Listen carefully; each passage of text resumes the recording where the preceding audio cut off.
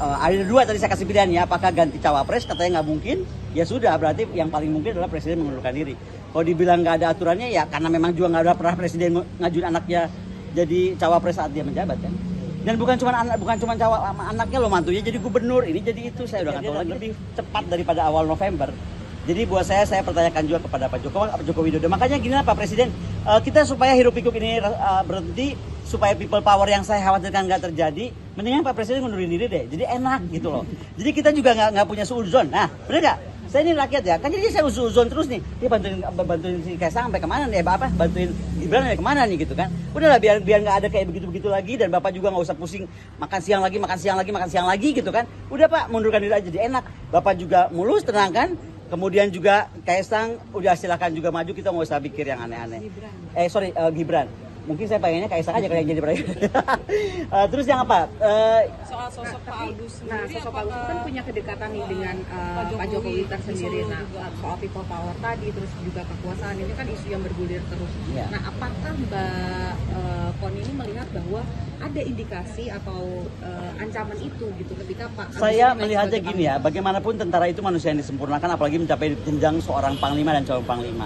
Saya masih percaya bahwa Pak Agus itu bisa netral. Tetapi sekali lagi, selama presiden itu menjadi panglima tertinggi, bahwa dia mampu mengintervensi, bisa. Bisa dong. Contoh gini aja, kenapa MK bisa diintervensi? Ya, apa yang terjadi gitu? Ya kan? Karena Pak di MK itu pamannya Gibran gitu loh. Nah, saya nggak tahu saya khawatirnya, dan saya cuma berharap tidak terjadi apa-apa, jangan sampai angkatan bersenjata kita, tentara kita dipakai untuk intervensi. Karena saya cuma mengingatkan aja ya, sekuat apapun power, uang, kekuasaan, apapun yang Anda punya gitu, ketika masyarakat bergerak itu nggak bisa tertahan. Dan itu yang saya nggak mau terjadi. Karena kekhawatiran saya yang selama ini, saya sangat isunya geopolitik, kawasan, dunia, saya ngurusin Rusia lebih baik daripada ngurusin Indonesia sebenarnya. Ya kan, in the past 2 years gitu kan.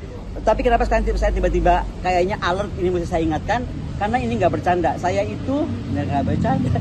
Saya itu soalnya kemana-mana sekarang merasa bener loh. Kok ada kegelisahan gara-gara MK yang nggak adil ini, lalu bagaimana sikap Gibran yang menurut saya tidak tadi leadership value-nya kurang ya, komitmennya nggak bisa dipegang, mohon maaf, komitmennya nggak bisa dipegang, sebentar bilang A, sebentar bilang B, sebentar bilang di partai ini, sebentar bilang di partai itu, apa ya, kita nggak boleh punya leaders yang begitu. Leaders ini, kita lagi ngomong negara loh, dan sekali lagi dengan segala hormat, kita sangat hormat sekali sama Pak Prabowo ya, tapi kok saya khawatir dengan kesehatan beliau. Nah, jangan sampai nih, amit-amit ini saya amit-amit 7 tujuan, jangan sampai ada apa-apa. Tapi kalau ada apa-apa, kan pasti kekuasaan itu ada di tangannya wakil presiden. Jangan sampai nanti jadinya edisi presiden 2,5, nggak 3 periode tapi 2,5 periode dan 5 periode. Kita nggak tahu. Kalau sosok Pak Agus sendiri di mata Bu Koni gimana? Baik. Pak Agus sangat profesional, baik, dan orangnya ya sangat seru lah. Dan saya berharap Pak Agus bisa meneruskan apa yang dijajaki langsung oleh Pak Menhan tentang strategi pertahanan Nusantara, poros maritim dunia. Nah, ini kata poros maritim dunia jangan lepas ya, karena itu menurut saya belum selesai. Jangan sampai kita mau ngabrik lagi TNI yang sekarang sudah tertata untuk menjadi outward looking military gitu kan, atau menjadi angkatan perang Republik Indonesia. Jadi saya berharap Pak Agus dengan segala hormat bisa diteruskan apa yang sudah dicapai oleh Pak Prabowo sebagai Menhan dan bersama-sama Mabes TNI yang dipimpin oleh Pak Yudho Margono selama ini. Baiknya Pak Jokowi itu mundur atau cuti? Kalau saya sih bilangnya cuti, ya kan. Tapi saya pikir kalau Pak Ari bilang mundur benar juga sih. Ya, karena kalau cuti kan masih bisa intervensi kan gitu ya. Bukan juga kacau, bisa intervensi. Tapi kalau mengundurkan diri mungkin ya sudah.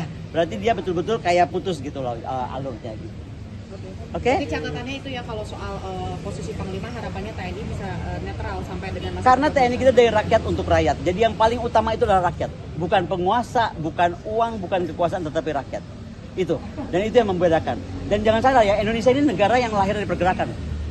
Dan itu bibit-bibit pergerakan tuh ada. Makanya be very careful dengan gerakan massa. Itu yang saya selalu ingatkan, dan kenapa saya harus ingatkan. Makanya saran saya supaya tidak semakin kita terombang-ambing, ya ada dua tadi saya kasih pilihan ya, apakah ganti cawapres, katanya nggak mungkin, ya sudah berarti yang paling mungkin adalah presiden mengundurkan diri. Kalau dibilang nggak ada aturannya ya karena memang juga nggak ada pernah presiden ngajuin anaknya jadi cawapres saat dia menjabat kan.